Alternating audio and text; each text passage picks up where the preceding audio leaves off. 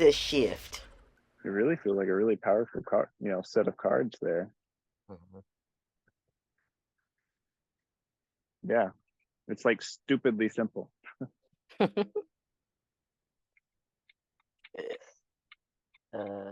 Keep it simple, stupid. Keep it stupid, simple. Either way, it's a kiss. Yeah. Shall we start it? Is you ready, or do you got more thoughts? Nope. Any other thoughts are for the show. They shall come and flow as they need. Yes, flow through us, flow through me for the people. Bada bing bang boom. Ton, ton.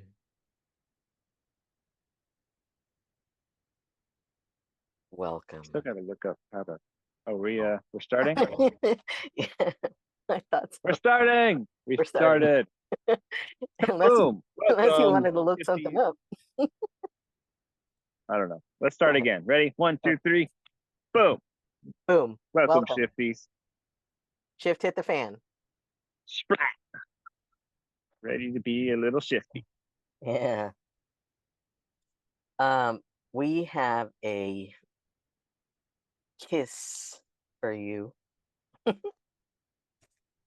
Keep it simple, sillies. The main card,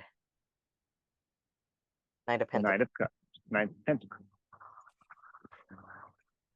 The hidden energy, Queen of Cups. We're gonna talk about it right now. Mm-hmm. The funny thing is I don't think the Queen of Cups is as hidden as like it doesn't feel hidden to me. Mm-hmm. It is like the main character. It's almost like they're equally matched in this. Relationship, Yeah. this dynamic. Want to say more on that? Sure. Should I go with my Start us off. thoughts? Yeah. Yeah, so I really like this Queen of Cups.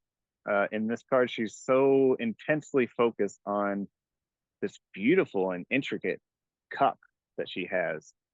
Um, and she's surrounded by water as if like she's on land, but it's like she's presented with all this water, all this flow. And the way I see the water is this aspect of change, the thing that can be a solid or a liquid or a gas.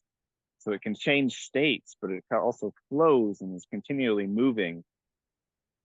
And so there's all this change happening around her, this ability to change, but her focus is set on this treasure that she has, which goes really in line with the book that I just read, The Alchemist.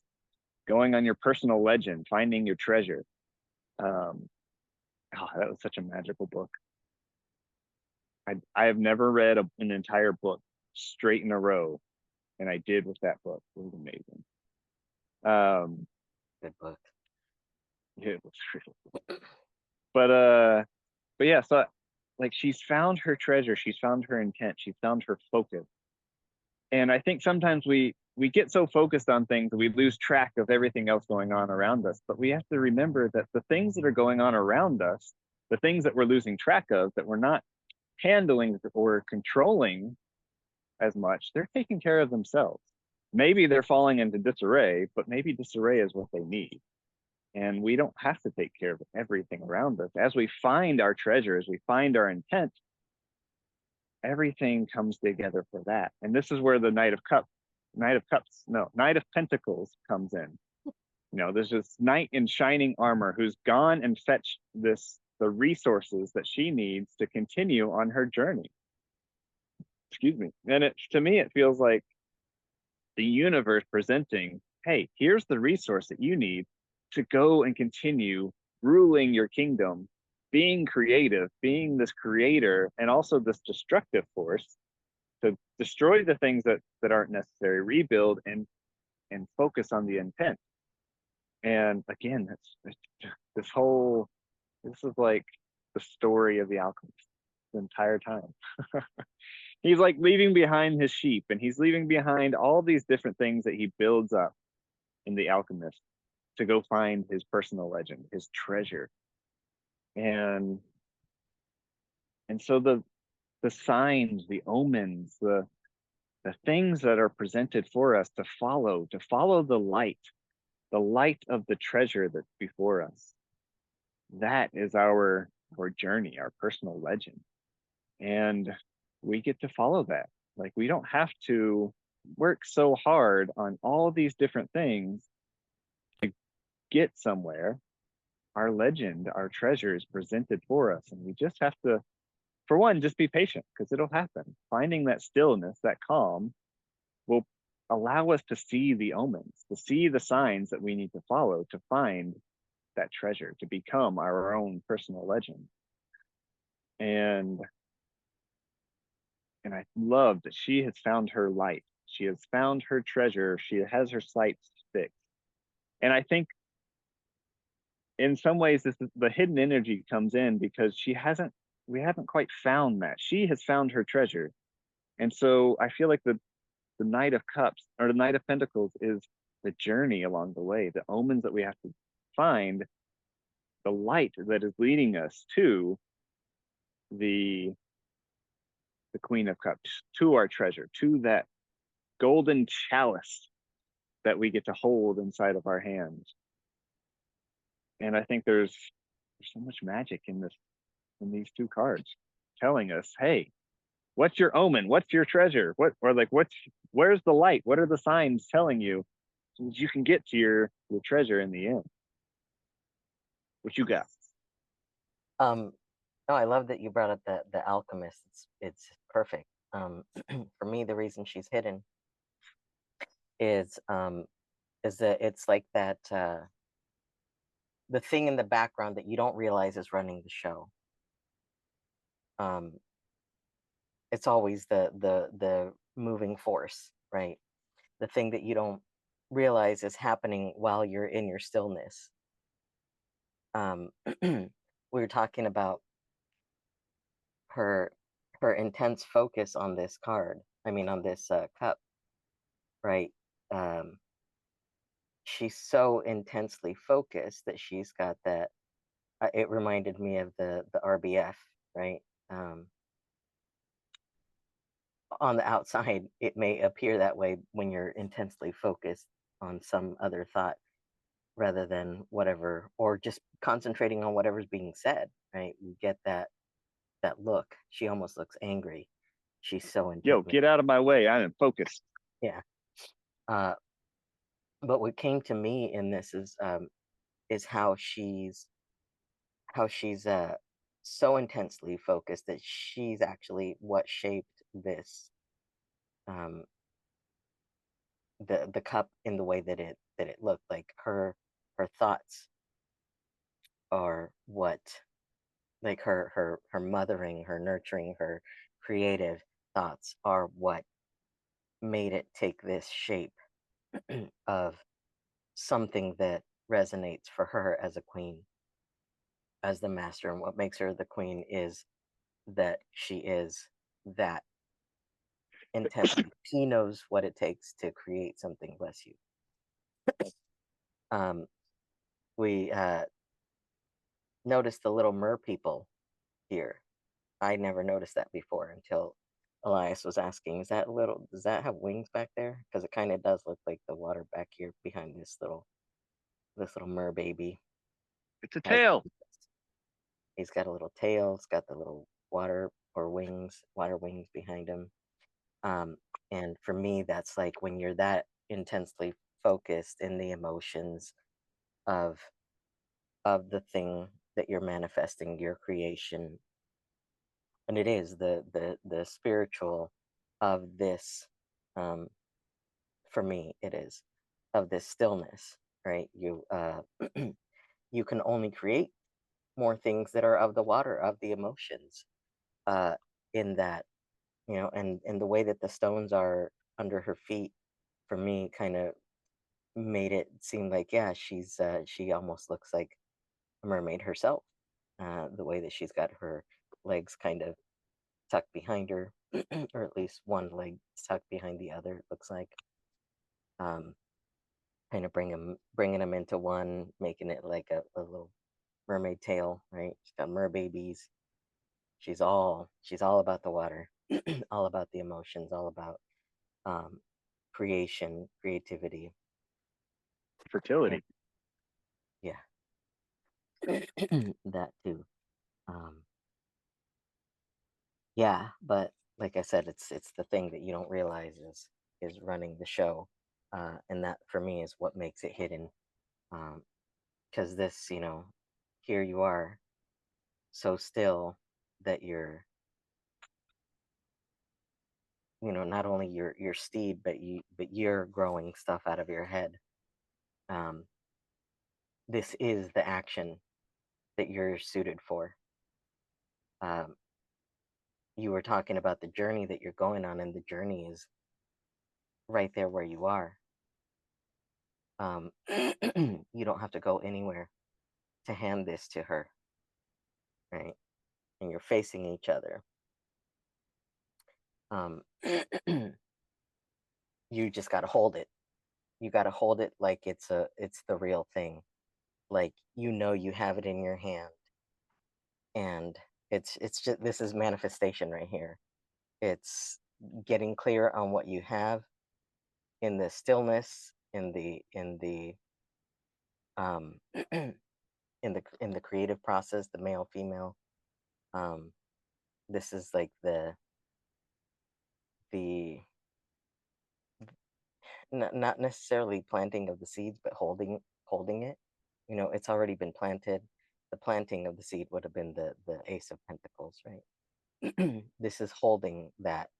This is the um, what it is to nurture that.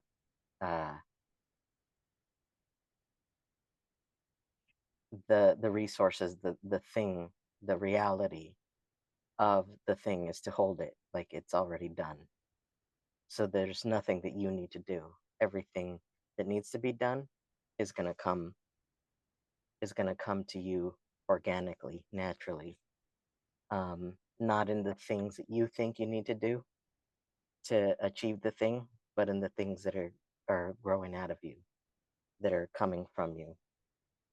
Um, that's what it is to be mentally prepared, to be so uh, knowing, holding the reality that you know that there's nothing for you. You do anything, and you're just disrupting the whole thing, um, and throwing off this intense focus. Uh, but if you let the things just come out of you, it's this is where you find your mastery, and um, this is the access to this. This is what's coming out of this stillness for me. That's what I got.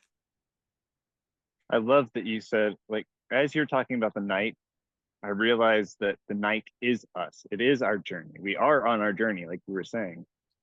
And I think we are, again, we're getting to that Queen of Cups. We're getting to that treasure, to the creativity, where we get to admire all the things that we've built, that we've done, the things that we've experienced and created. And we are on that journey right now. Like there is no,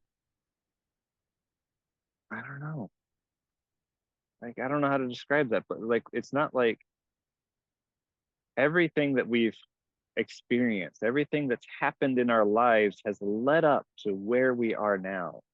And in some senses, we are at that Queen of Cups. We can stand back and look at our lives and say, wow, look at all the things that have happened to create who I am today. And we just have to step back and look at that because it's hidden from our sight. And we're still going towards our higher self. We're still going to that royalty, that reign, that ultimate person that we will become.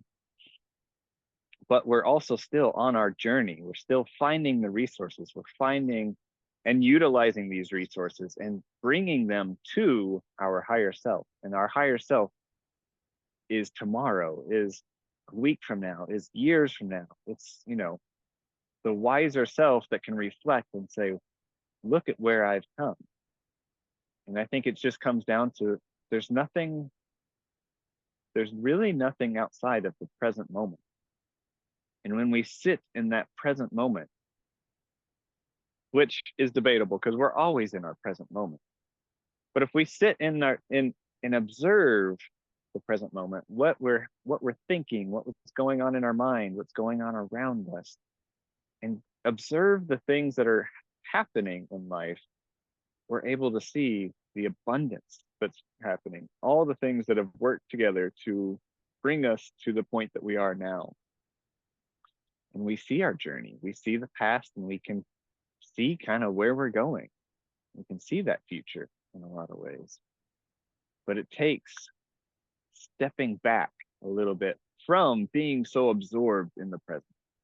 Because whatever is happening, and I know that we have the power of now, the power of presence, uh, but we're always in this present moment, whether we're wrapped up in our thoughts or we're engaged in doing something or we're observing the people and the things that are happening around us.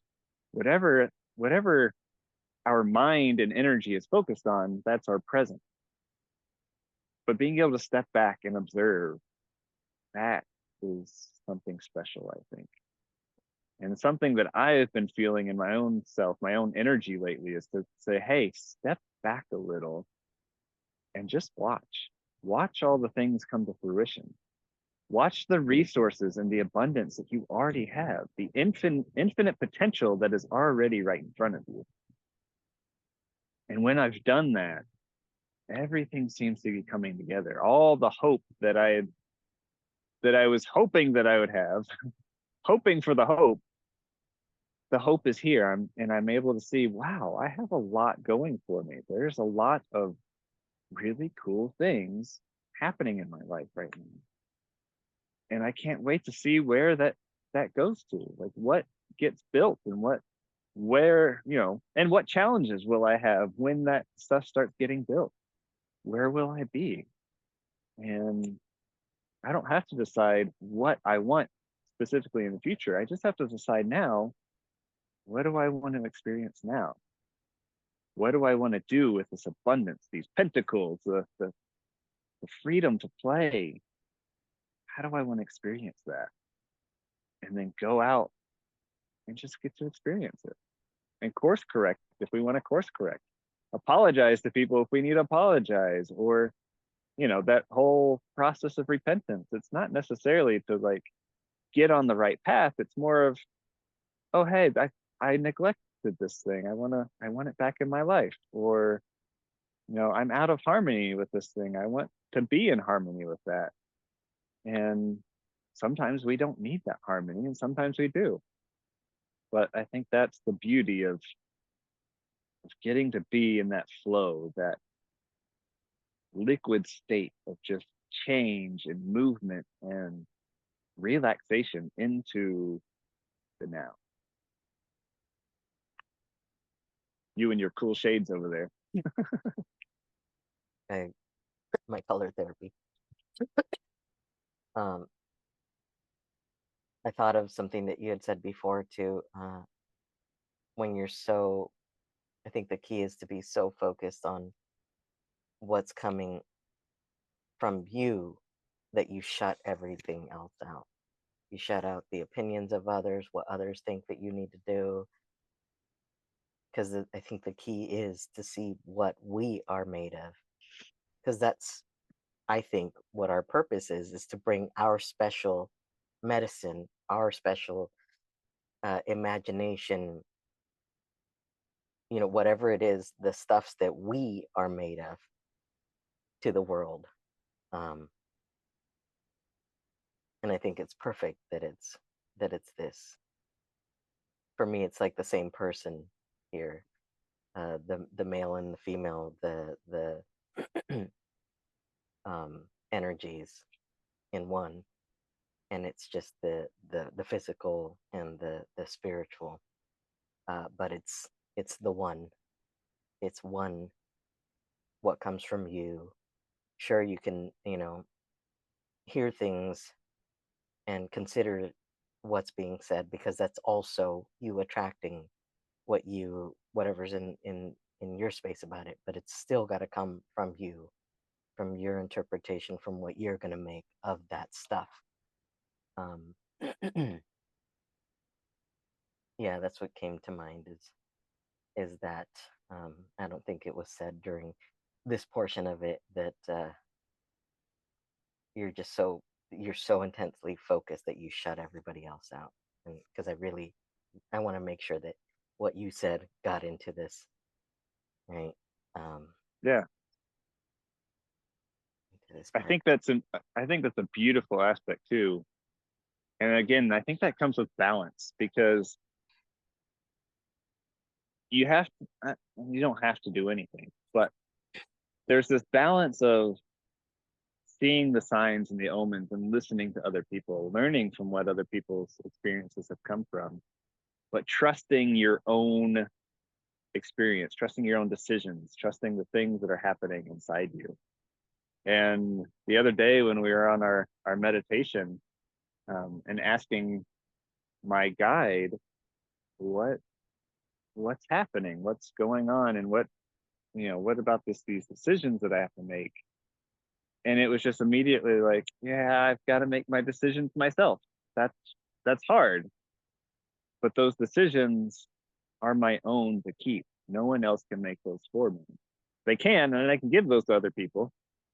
Most of our society is really good at letting other people make decisions for us and telling us what's right and wrong, and that's okay.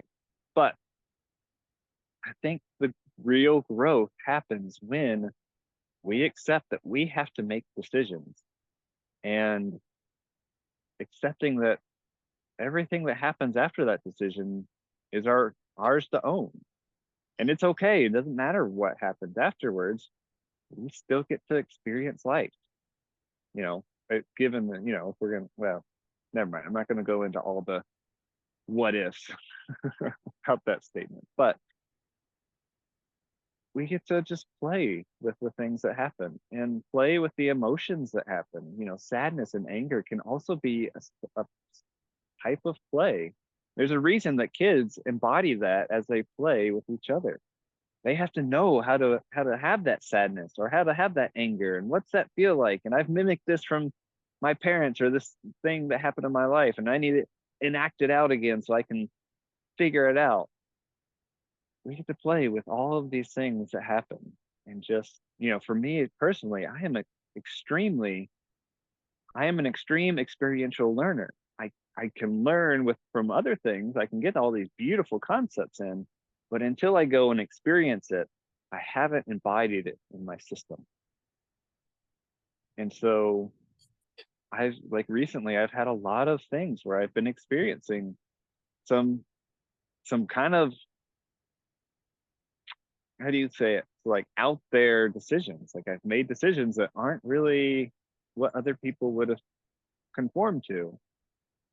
But I've been able to look at those and experience and be like, I see what that did. And I'm not sure that I like that now. And so I get to say, all right, I want to make some more harmony in this way. I want to, say I'm sorry, or I want to do this other thing and create the harmony so that we can get the energy flowing in the direction that I want it to go and be in more alignment with the thing that's really going to give me life. Mhm. It's all about giving life.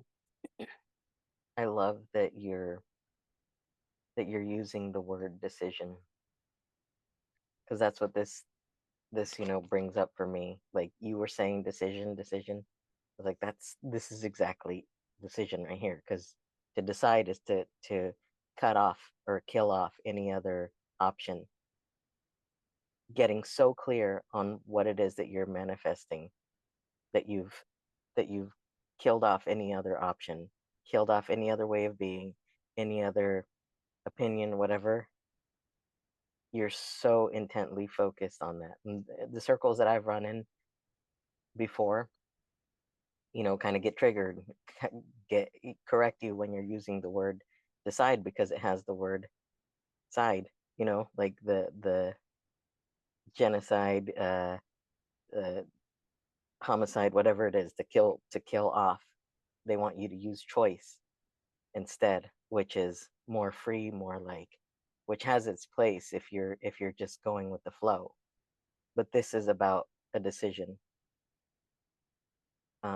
here, and like surrendering and being steady in this decision that you've made. Because there's a balance between deciding the structure of deciding and the chaos of freedom, of being free to choose. There's a balance. You have to have both. You have to be able to be free to choose, and Mhm, then you have to create the structure of deciding. It's mhm. a beautiful thought. I love that. Yeah, yep. I feel like, yeah, you almost need, you need one to have the other, I think. Because the choice is supposed to be just on a whim, like there's no reason for it. It's just, it's the thing that you went with, the thing that you grabbed, just because it's the thing that you grabbed, right?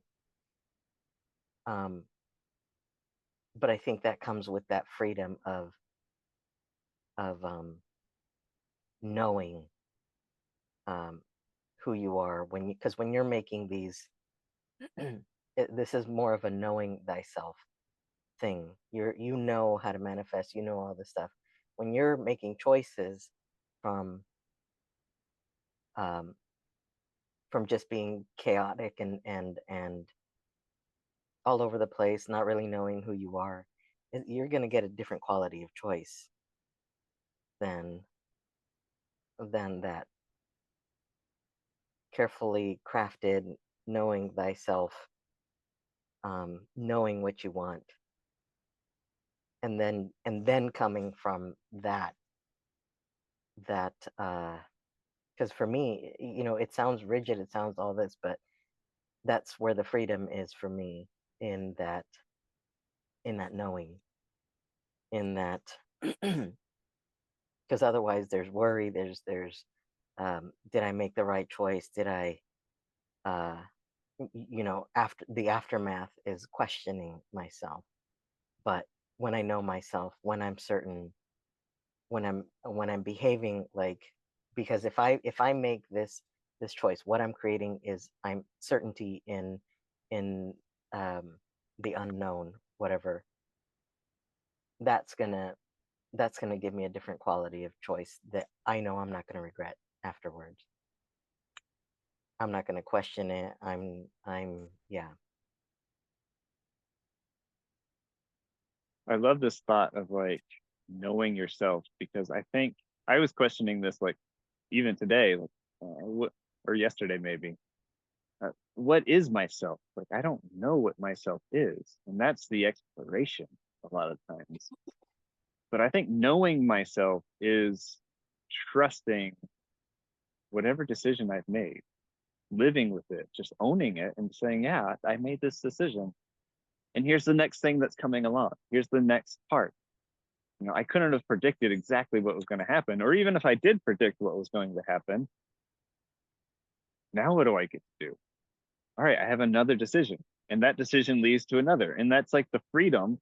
We're stepping into these parallel universes in a lot of ways, stepping into the next system, stepping into the path that we're creating. The path is sometimes right in front of us, but we get to create that path. I think that's the beauty of everything that's around us. There's always going to be the next step, the next thing to choose, the next place to go. And it's just trusting and owning ourselves, knowing that we are whole and we are complete. And yet there's still more to add to that complete. There's still more to be able to grow and experience. And I think that's so cool that we get to do that. That we are whole, but we get to have more. We get to keep going and it just doesn't stop until we're dead. And even then, hopefully it keeps going. I haven't died yet. I mean, I kind of died, but only partially died. So Only the thing that needed to die. My tail was wagging on that one. I've got a tree that I keep bouncing on. So every time I get excited, I bounce on the tree. Oh, that's funny. It just reminded me of the earthquake last night. My brother's like, sorry, I was moving mountains. My fault. Anywho, All right. Well, I think that's what we got for you. yeah, So go find your journey, keep going on it, trust the omens, the signs, and just know that you already got your treasure and yeah, you got more treasure coming to you. yes. You are the treasure. That's how you know yourself. You are the droids you've been looking for. Heck yeah. All right. Love y'all. 50s. Be amazing. Kapoom.